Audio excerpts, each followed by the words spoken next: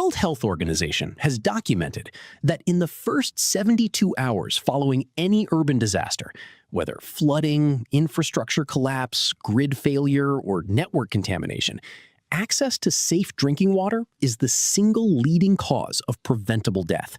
Not starvation, not exposure, water. And what most people never realize is that the solution to that problem fits under your bed, costs less than $10, and relies on materials you most likely already have at home. Most people associate emergency preparedness with extreme scenarios, remote bunkers, or off-grid living. But FEMA, the Federal Emergency Management Agency, and the American Red Cross both officially recommend that every urban household maintain a minimum supply of potable water at home, not for a civilization-ending event, for the next severe storm that leaves your neighborhood without running water for 3 days, for the next municipal contamination advisory, for the next time a family member needs clean water in the middle of the night and the tap runs dry. These are not hypothetical situations. They have already affected millions of households across the United States, and they will happen again. The problem is not a lack of awareness. It is a lack of accessible, accurate method. The preparedness market is saturated with expensive solutions that have turned straightforward knowledge into a product-dependent industry. Imported storage tanks, $50 purification tablets, industrial filtration systems. None of that is necessary. The method you are about to learn is the same one taught by the International Red Cross in its disaster response field manuals. It is simple, inexpensive, and it works for years. Before we continue, if you are not yet subscribed to this channel, take a moment to do that now. Everything published here on Miller Solves is built around translating technical survival knowledge into practical autonomy for real families, without unnecessary complexity and without anything to sell you. Let us begin with the container, because this is where most people make their first mistake. Do not use just any plastic bottle. Use exclusively bottles that originally contained water or carbonated beverages. The reason is technical. According to FDA standards and ANSI packaging classifications, these containers are manufactured with food-grade polyethylene terephthalate, a dense polymer with lower permeability to external oxygen and ultraviolet radiation over time. Bottles that previously held juice, milk, or household cleaning products have different polymer compositions and can leach compounds into stored water, even after thorough washing. Prioritize bottles manufactured after 2010, when the industry significantly reduced the presence of bisphenol A and other plasticizers in the production process.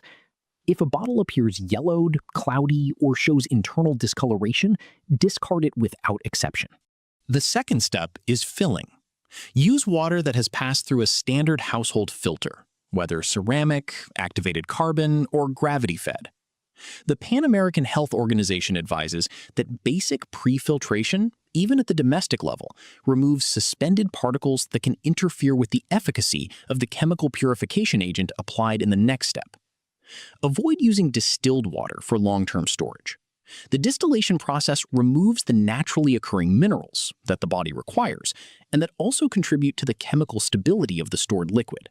Fill each bottle nearly to the top, leaving approximately 1 inch of airspace. Excess oxygen inside the container promotes the growth of aerobic microorganisms. Insufficient space creates negative pressure and makes the bottle difficult to open when needed. The third step is what separates filtered water from water that is genuinely safe for long-term storage. And it is where the most valuable knowledge lies, because it costs almost nothing. You will use unscented liquid chlorine bleach with a sodium hypochlorite concentration between 6 and 8.5%, which is the standard concentration found in most household bleach products in the United States. The CDC recommends 8 drops of bleach per gallon of water for emergency disinfection purposes. For a standard 2-liter bottle, 4 drops is the correct dosage. For a 5-liter container, approximately 10 drops. This level of free residual chlorine is sufficient to eliminate Giardia, Cryptosporidium, fecal coliforms, and the vast majority of enteric viruses that could develop during storage.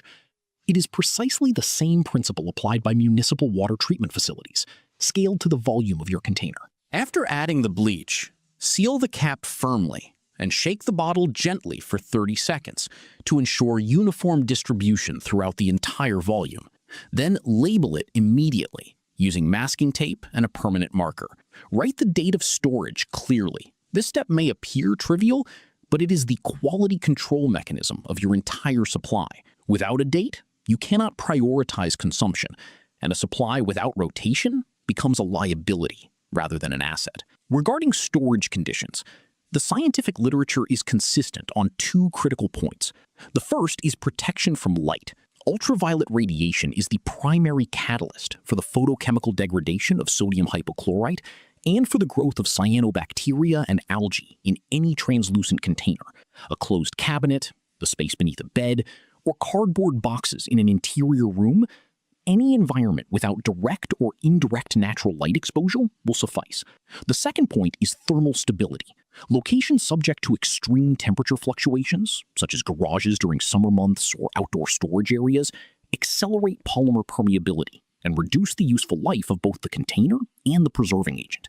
The CDC recommends storing emergency water at temperatures between 55 and 75 degrees Fahrenheit.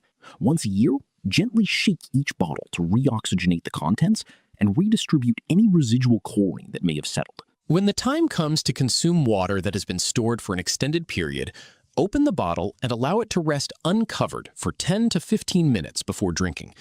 The residual chlorine, having fulfilled its preservation function, is volatile upon air exposure and dissipates naturally, eliminating any residual taste or odor. If you wish to accelerate this process, pour the water between two containers several times.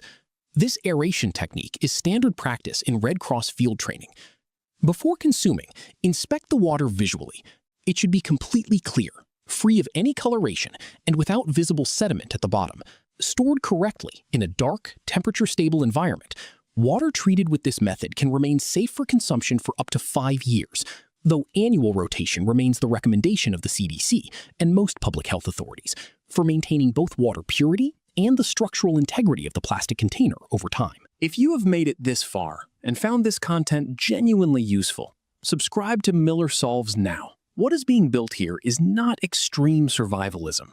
It is the baseline level of household preparedness that every family should have and that almost no one teaches in a straightforward, evidence-based way. To summarize what you have just learned, food-grade PET bottles, originally containing water or carbonated beverages, manufactured after 2010, washed with soap and rinsed thoroughly. Pre-filtered tap water, 8 drops of unscented household bleach per gallon, or 4 drops per 2-liter bottle. Caps sealed firmly, labeled with the storage date, stored in a dark location at stable room temperature, rotated annually. A family of 4 requires approximately 1 gallon of water per person per day for basic survival. 10 2-liter bottles and a single bottle of household bleach costing under $3 provides your household with meaningful water security for weeks. This is not a fringe recommendation. It is what the World Health Organization, FEMA, the American Red Cross, and the CDC all advise, and what the overwhelming majority of households have never actually done. If this content was valuable to you, share it with someone who has young children, elderly family members at home, or who lives in a region with a history of water supply disruptions. Those are the people who need this information most, and who rarely encounter it presented this clearly. The next video on this channel will show you the second critical item in any serious household preparedness plan, one that costs under $20, lasts for years, and that most urban families consistently overlook. It is already waiting for you.